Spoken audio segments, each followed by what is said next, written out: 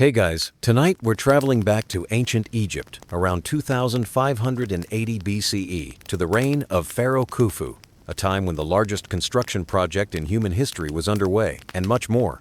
So, before you get comfortable, take a moment to like the video and subscribe, but only if you genuinely enjoy what I do here.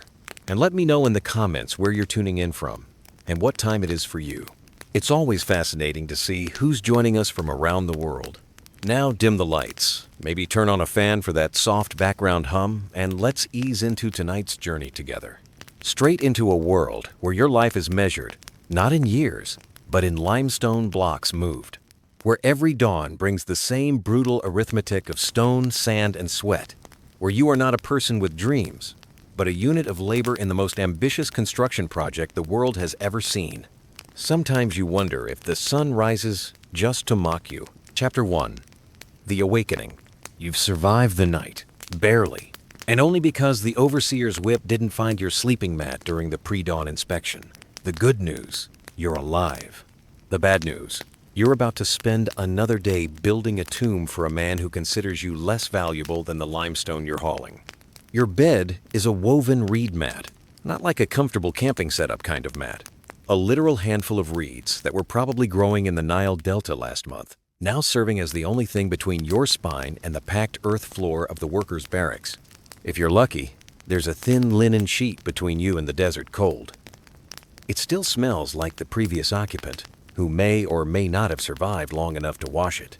You try to sit up, but your back spasms like an angry cat. Every vertebra in your spine has filed a formal complaint, and your shoulders feel like they've been used as hammers, which, to be fair, they essentially have been. The air is dry. Not refreshing morning, air dry. It's the kind of dry that steals moisture from your lungs before you can properly breathe it. The taste of limestone dust coats your mouth like chalk mixed with regret. There is no gentle awakening, no gradual transition from sleep to consciousness. Just the sharp crack of a wooden staff against a bronze gong, echoing through the workers' quarters like the sound of your soul giving up. The overseers are already moving through the rows of sleeping mats, prodding anyone who hasn't immediately scrambled to their feet. Around you, hundreds of other workers are stirring. Men mostly, though some women work in the support roles, grinding grain, weaving baskets, tending to the endless logistics of feeding an army of laborers. They move with the mechanical efficiency of people who have done this exact routine for months, maybe years. You still look like someone who's been dropped into a nightmare and can't find the exit. You stretch. Bad idea. Your joints crack loud enough to wake Pharaoh's mummified ancestors. A man next to you, weathered and sun-darkened like old leather, gives you a look that says he's tired of hearing your bones complain. His arms are thick as tree trunks, his hands permanently stained with limestone dust. He's been here long enough that he no longer remembers what his life was like before the pyramid. You pretend your stretching was intentional and try to look competent. Outside, the sun hasn't fully risen, but the horizon glows with the promise of another scorching day. The pyramid looms in the distance, a half-finished monument to eternity. Its limestone blocks catching the first light like a geometric mountain that someone started carving and forgot to finish. Except they didn't forget. They expect you to finish it, one back-breaking block at a time. There is no breakfast waiting, no morning bread, no gentle easing into the day's labor. Just the cold realization that if you don't immediately start moving stone, the overseers will provide motivation in forms you'd rather avoid. And that's how your morning begins in ancient Egypt. Not with coffee and contemplation, but with the understanding that you are now part of the largest, most tedious construction project in human history. And your contribution will be measured not in creativity or skill, but in how many tons of limestone you can move before your body gives up entirely. You're hungry. Not just I could eat something hungry.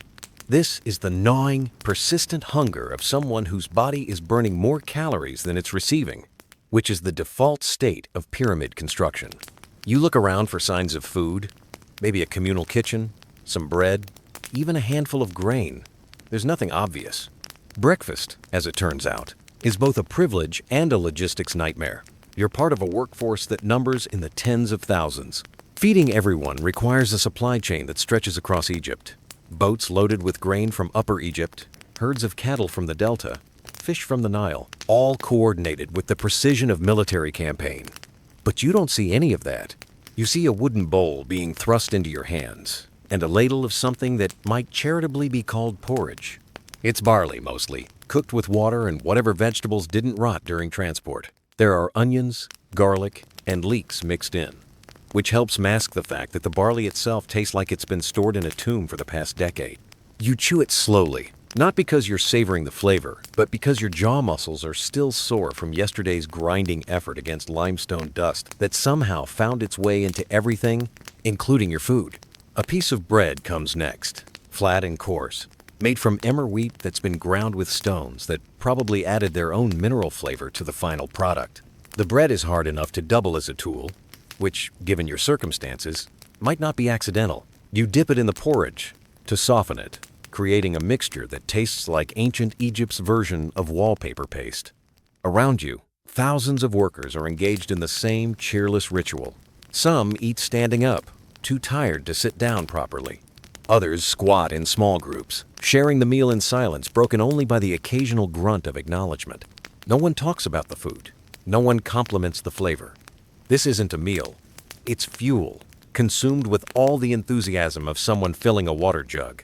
You notice that some workers get slightly larger portions. These are the skilled craftsmen, the stonemasons, the architects, the men whose knowledge makes them irreplaceable. You are not one of them. Your bowl contains exactly enough calories to keep you upright and functional, but not enough to make you comfortable. The mathematics of pyramid construction have calculated your nutritional needs down to the grain of barley. Water comes from large ceramic jars, warm from sitting in the morning sun, with a faint taste of the Nile mud that clings to everything in Egypt. You drink deeply, knowing that once work begins, water breaks will be infrequent and precious. The liquid helps wash down the porridge, but it doesn't help wash away the taste, which seems to have taken permanent residence in your mouth. By the time you finish eating, the sun has risen higher, and the heat is beginning to build. The overseer's staffs are tapping impatiently against wooden posts. The day's work is about to begin, and your stomach, while no longer empty, is far from satisfied. You've consumed your allocation of energy for the day. Now it's time to spend every calorie of it moving stones that weigh more than you do, under a sun that shows no mercy to anyone, including Pharaoh's tomb builders. The food wasn't delicious. It wasn't meant to be.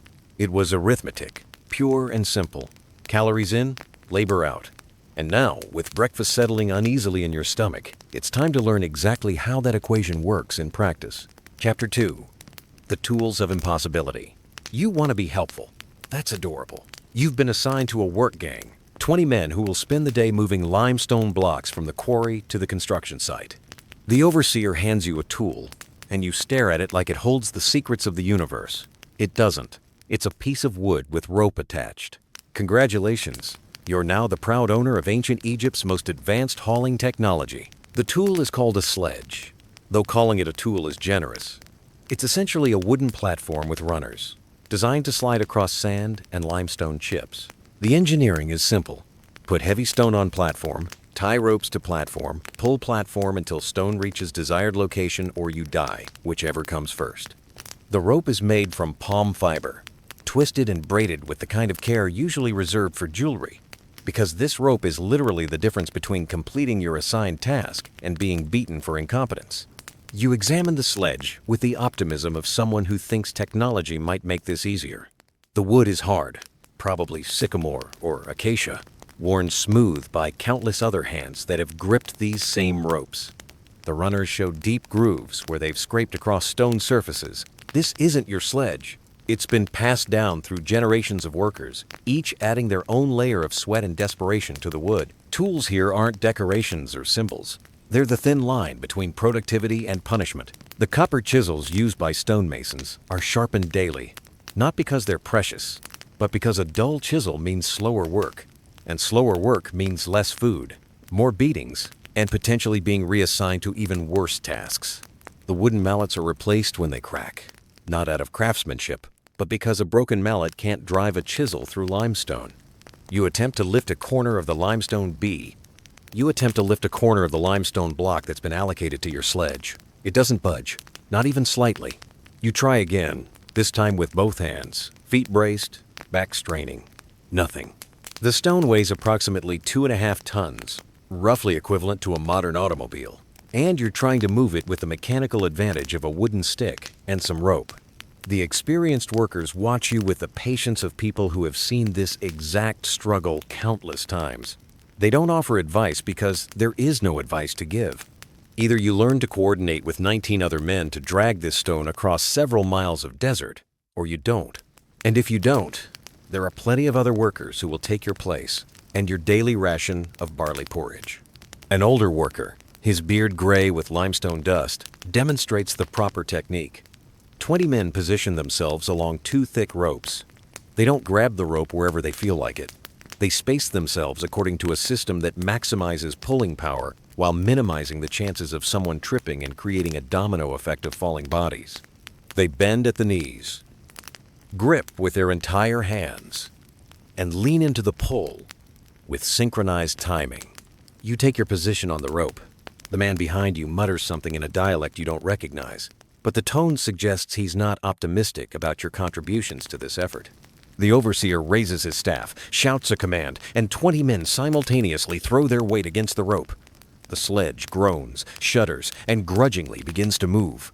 You're pulling, harder than you've ever pulled anything in your life. Your hands burn against the rough fiber, your shoulders scream. Your legs struggle to find purchase in the loose sand and limestone chips that cover the ground. And the stone moves perhaps 6 inches before the sledge stops again. This is going to be a very long day.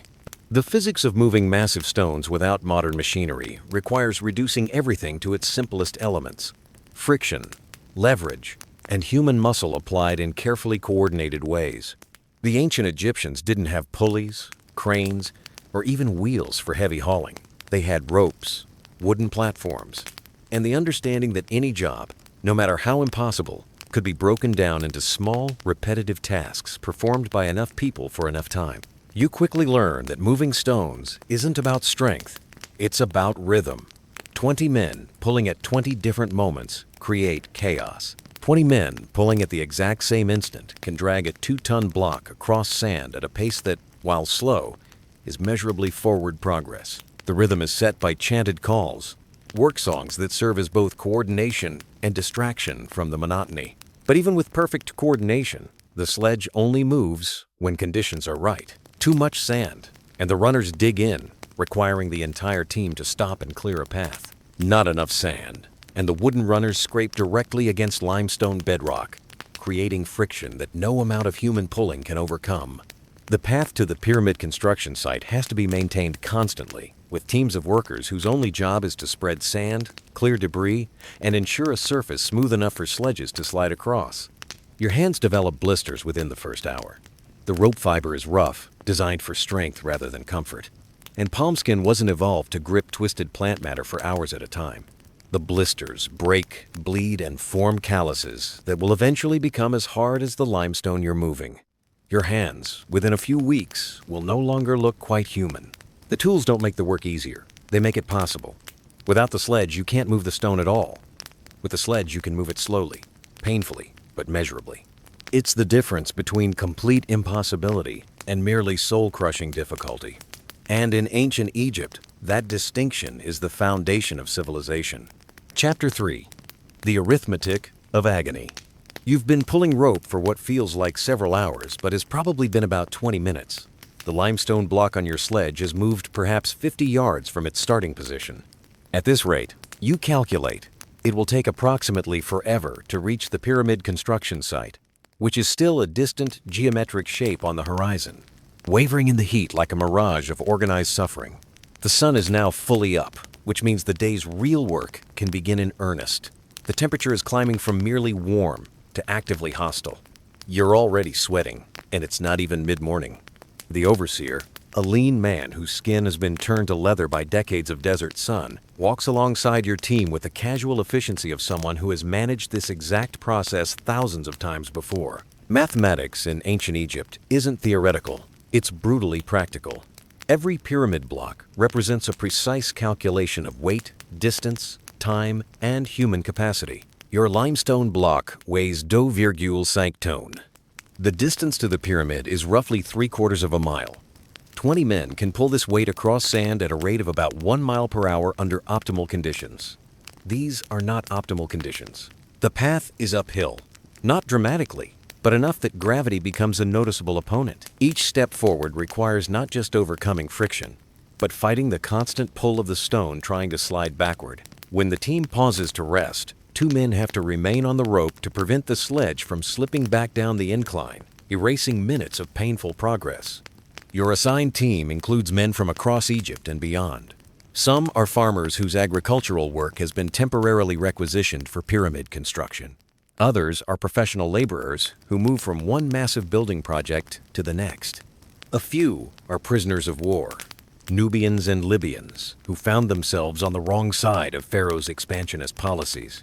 None of them chose to be here, but all of them have learned to work together with the efficiency born of necessity. The work songs help maintain rhythm, but they also reveal the grim humor that develops among people stuck in impossible situations. The chants are about stones that refuse to move, overseers who were cursed by their mothers, and the theoretical possibility that someday, somehow, this pyramid might actually be finished. The lyrics aren't particularly clever, but they serve their purpose, keeping 20 men pulling in the same direction at the same time. Every few hundred yards, the team encounters obstacles that require problem solving with limited tools. A depression in the path fills with loose sand, creating a trap for the sledge runners. The solution involves 20 men digging with their hands and whatever flat stones they can find, clearing the sand and creating a smooth track. This process takes perhaps 30 minutes and advances your overall progress by exactly 0. Since you're now standing in the same place where you would have been if the depression had never existed. Rocks fall from passing supply sledges, creating barriers that must be moved before your sledge can continue. Ropes stretch and sometimes break under the constant strain, requiring repairs that can only be made with palm fiber and techniques that turn every worker into an amateur rope maker. Water breaks are scheduled not according to thirst, but according to the calculated minimum required to prevent people from collapsing entirely. The overseer carries a wooden tablet covered with marks that track your team's progress relative to the day's assigned quota. Each sledge team is expected to deliver a specific number of stones per day, and those expectations are based on mathematical calculations that take into account distance, weight, terrain, and the theoretical physical capacity of 20 men working in coordination. The mathematics don't account for individual weakness, personal problems, or the fact that moving 2.5-ton stones across desert terrain might be inherently unreasonable. By midday, your team has moved perhaps half the distance to the pyramid. Your hands are bleeding through the calluses that haven't had time to form properly. Your back feels like someone has been using your spine as a construction material. Your legs shake with the effort of maintaining traction in loose sand while pulling against weight that exceeds your body mass by a factor of 20. And this is a good day. The stone hasn't cracked, which would require you to move the pieces separately. The weather isn't sandstormy, which would make the path impassable. No one in your team has collapsed from heat exhaustion, which would require the remaining men to pull even harder to compensate for reduced manpower. You're beginning to understand that pyramid construction isn't about individual strength or skill. It's about the systematic application of human effort, calculated to the precise limits of what flesh and bone can sustain. You're not building a monument. You're participating in a mathematical equation where the variables are stones, distances, and bodies. And the solution is a tomb that will last for millennia, while the people who built it are forgotten entirely. The arithmetic is simple, brutal, and absolutely precise. Chapter 4. The Hierarchy of Suffering. You've been working at the pyramid site for several days now, and you're beginning to understand that not all suffering is created equal. There's a carefully organized hierarchy of misery, and you're discovering that your position as a rope puller places you firmly in the middle to lower tiers of this ancient bureaucracy of pain. At the top of the pyramid, literally and figuratively, are the architects and master builders. These men don't pull ropes or carry stained paste. These men don't pull ropes or carry stones. They stand in whatever shade they can find, holding papyrus scrolls covered with calculations, measurements, and drawings that supposedly ensure all these limestone blocks will eventually form a geometrically perfect tomb for Pharaoh. They wear clean linen tunics and speak in the measured tones of people whose work is intellectual rather than physical. Below them are the skilled craftsmen, stonemasons, carpenters, metalworkers, and specialists whose knowledge makes them irreplaceable. They still work with their hands, but their hands shape rather than simply move. A stonemason can look at a rough limestone block and see the precise cuts needed to make it fit perfectly with its neighbors. A carpenter can examine a wooden sledge and identify exactly which joints need reinforcement to prevent failure under load. These men eat better food, sleep in marginally more comfortable quarters, and are beaten less frequently. Then there are the skilled laborers, the men who operate the more complex moving systems, the teams that handle the giant lever and fulcrum mechanisms used to lift stones into final position, the specialists who understand how to use wooden rollers and ramps to move impossibly heavy objects up impossibly steep inclines. They're still doing physical work, but it's physical work that requires experience, judgment, and the ability to coordinate complex operations with other people. And then there's you, rope puller, stone dragger, human draft animal. Your job requires strength, endurance, and the ability to follow simple commands, but no particular expertise. You can be replaced by any other reasonably healthy man, and the overseers never let you forget it.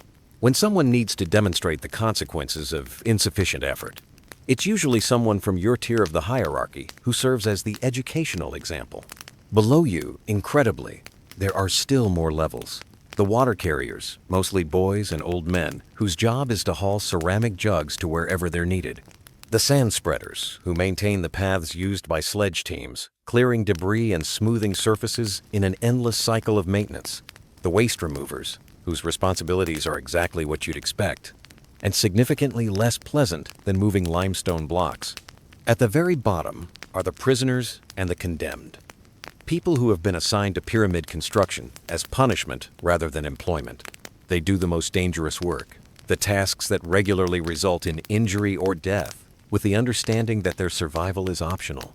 They clear rock falls, work in the deepest quarry pits, and handle the jobs that even regular laborers consider too risky. The hierarchy isn't just about job assignments. It extends to every aspect of daily life. Food portions are distributed according to your level in the system. Skilled craftsmen get meat with their barley. You get barley with occasional vegetables. Water carriers get mostly barley and whatever water they can sneak while making their rounds. Medical attention follows the same pattern. A master stonemason with an injury gets treated by someone who knows about setting bones and treating infections. You get a handful of medicinal herbs and the advice to avoid doing whatever caused the injury in the first place. Living quarters reflect your status. Architects and master builders sleep in actual rooms with doors and windows. Skilled craftsmen share dormitories with proper beds and storage for personal possessions. You sleep on a reed mat in a barracks with several hundred other rope pullers, in a space that doubles as storage for tools and equipment. The air smells like sweat, limestone dust, and the resignation of people who have learned not to expect privacy or comfort. Even punishment varies according to hierarchy. When a master craftsman makes a mistake, he might lose a day's pay or be reassigned to less prestigious work. When you make a mistake, you get beaten with a wooden rod until someone decides you've learned your lesson. The beatings aren't personal, they're administrative, applied with the same systematic efficiency as any other aspect of pyramid construction. But perhaps most importantly, the hierarchy determines your chances of survival. Master craftsmen and skilled workers have names, identities, and roles that make their individual lives valuable to the project. You are interchangeable. If you collapse from exhaustion, get injured, or simply fail to keep up with the demands of the work, there are thousands of other rope pullers waiting to take your place on the sledge teams. You're beginning to understand that the pyramid isn't just being built by human labor. It's being built on top of human labor, with the bodies and lives of workers forming the literal foundation that the limestone blocks rest upon. And the carefully maintained hierarchy ensures that those at the bottom bear the greatest weight, while those at the top reap the greatest rewards. It's a system that has been refined over generations to extract maximum productivity from human suffering. Organized with the efficiency of any other industrial process, you're not just building Pharaoh's tomb, you're participating in one of history's most sophisticated systems of organized exploitation. And your position in that system has been determined not by your skills, intelligence, or character, but simply by the fact that you're strong enough to pull a rope and expendable enough that your individual survival is statistically irrelevant to the project's completion. Chapter 5. The Science of Sand and Stone. By your second week as a pyramid builder, you're beginning to understand that ancient Egyptian engineering isn't magic or alien intervention. It's mathematics applied through human muscle, and the mathematics are brutally simple. Every problem has been reduced to its most basic elements: weight, distance, friction, and the precise limits of what human bodies can accomplish when organized systematically. The ramps are perhaps the most impressive example of this systematic approach. You can see them stretching up the sides of the partially completed pyramid, zigzagging back and forth like a giant staircase. These aren't temporary conveniences, they're carefully engineered structures that represent almost as much planning and labor as the pyramid itself. The ramps must maintain a specific grade. Steep enough to minimize the horizontal distance, stones must be moved, but shallow enough that teams of men can actually pull sledges up the incline. The mathematics involved are unforgiving. Too steep, and the sledges can't make it up under human power. Too shallow, and the ramps become miles long, requiring more time and materials than the pyramid itself. The architects have calculated the optimal angle based on the weight of the stones, the pulling power of human teams, and the friction characteristics of wooden sledges moving across packed sand and limestone chips. You learn this through direct experience when your team is assigned to ramp work. Moving stones across flat ground is difficult. Moving the same stones up an incline feels like trying to drag a building uphill, which, essentially, you are. The coordination required becomes even more critical because gravity is now actively fighting every step forward. If the team's rhythm breaks, the sledge doesn't just stop. It tries to slide backward, potentially crushing anyone who happens to be in the wrong position. The ramps themselves require constant maintenance. Thousands of men pulling thousands of sledges up and down the inclines wear away the surfaces faster than weather could erode them. Teams of workers, usually the older men and younger boys who can't handle rope pulling, spend their days carrying baskets of sand and limestone chips, spreading them across the ramp surfaces to maintain the proper texture for sledge runners. Water becomes a critical engineering component. The ramp surfaces have to be damp enough to reduce dust and provide the optimal friction for sliding, but not so wet that they become muddy and impassable. Men with water jars walk the ramps constantly, sprinkling just enough moisture to keep the surface in perfect condition. Too much water, and the ramps turn into slides that no one can climb. Too little, and the dust makes it impossible to breathe while working. The pyramid itself grows according to mathematical principles that have been calculated in advance. Each level must be completed before work can begin on the next, requiring thousands of individual stones to be cut, moved, and placed with geometrical precision. The architects carry papyrus scrolls covered with measurements that account for every stone in every layer, ensuring that when the final capstone is placed, the entire structure will be mathematically perfect. You begin to appreciate the almost insane precision required. Each limestone block must be cut to exact specifications, not just in terms of size, but in terms of the angles where it connects to neighboring stones. A block that's even slightly off in its dimensions creates problems that ripple through the entire layer, requiring adjustments that can delay construction by days or weeks. The tools used for this precision work are surprisingly sophisticated, considering they're made from copper, wood, and stone. Master masons use plumb lines and right angles carved from granite to ensure every surface is perfectly level and every corner exactly square. Copper chisels are sharpened to specific angles depending on the type of stone being cut and the precision required for the final fit. Measuring becomes a constant activity. Men with knotted ropes walk across the construction site continuously, checking distances, angles, and elevations against the specifications on the architectural papyrus. Nothing is done by estimation or approximation. Every measurement is verified multiple times, because a single error in measurement can result in stones that don't fit, requiring them to be moved, recut, or discarded entirely. The logistics of organizing this precision across thousands of workers operating simultaneously would challenge modern project management systems. In ancient Egypt, it's accomplished through rigid hierarchies, systematic training, and the understanding that mistakes result in physical punishment for everyone involved in the error. You're working within a system that has reduced one of humanity's most ambitious construction projects to a series of simple, repeatable tasks that can be performed by men with minimal training but maximum supervision. The genius isn't in the individual techniques. It's in the systematic organization of human effort applied to a problem so large that it requires decades of coordinated labor to complete.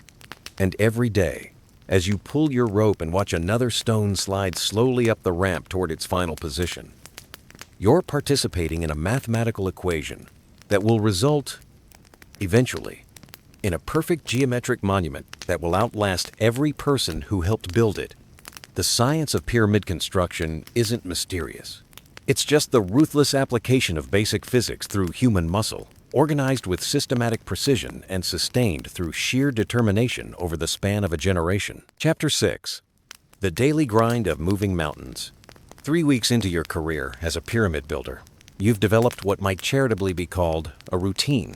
Though routine suggests something predictable and manageable rather than the daily marathon of organized suffering that begins before dawn and continues until your body can no longer respond to commands from your increasingly desperate brain. The workday starts when it's still dark, not because anyone enjoys early mornings, but because the only hours cool enough for heavy physical labor are the ones before the Egyptian sun begins its daily campaign to kill everyone working outdoors. You wake not to the gentle transition from sleep to consciousness, but to the sharp crack of an overseer's staff against a wooden post, a sound that penetrates sleep like a copper chisel through limestone. Breakfast, as previously established, is barley porridge and flat bread, consumed standing up because sitting down requires energy that you'll need for the actual work. The food tastes the same every day, which is to say it tastes like subsistence, like nutrition reduced to its most basic mathematical components, without any consideration for enjoyment or variety. The walk to your assigned work area takes approximately 30 minutes, depending on which stones need moving and where the ramps currently extend. This walk serves as both transportation and warm-up, allowing your muscles to prepare for the day's exertions, while your mind tries to calculate whether your body can survive another day of systematic abuse. The stones themselves never get smaller or lighter. Physics doesn't adjust to accommodate your increasing exhaustion or your body's growing collection of injuries and chronic pain. Each limestone block still weighs 2.5 tons, whether this is your first day or your 50th day of moving it across the desert toward a geometric monument that seems to grow larger and more impossible with each passing week. Your hands have evolved beyond recognition. The blisters have become calluses. The calluses have become permanent modifications to your skin texture. And your grip strength has increased to the point where you can maintain your hold on the rope even when your conscious mind has given up and is quietly planning to die rather than take another step forward. The work itself has become automatic in the way that only truly repetitive labor can achieve. 20 men position themselves along the rope. The overseer raises his staff. 20 men lean into the pole with synchronized timing. The sledge moves 6 inches. Rest. Repeat. The rhythm becomes hypnotic, which is probably the only reason anyone survives psychologically intact. But the work is never quite identical from day to day, because the pyramid construction site is constantly changing. New ramps are built, old ramps are extended or repositioned, and the stones must be delivered to different locations depending on which level of the pyramid is currently under construction. This means learning new routes, adapting to different inclines, and working around obstacles that didn't exist the day before. The heat builds throughout the day with mathematical precision.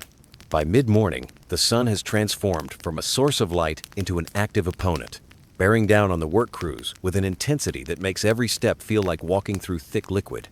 Your body responds by sweating at a rate that requires constant water replacement, but water breaks are scheduled according to work efficiency rather than individual thirst. Noon is the most brutal time, when the sun reaches its highest point and the temperature makes physical exertion feel like a form of slow suicide. This is when the work gangs take their longest rest, not out of mercy, but because continuing to work at full intensity during the peak heat results in workers collapsing at a rate that disrupts the overall project timeline. The afternoon brings slightly lower temperatures but increased fatigue as your body operates on reserves that were depleted hours earlier. Every stone moved during the afternoon session requires more effort than the same stone moved in the morning, creating a daily battle against decreasing human capacity and unchanging physical demands.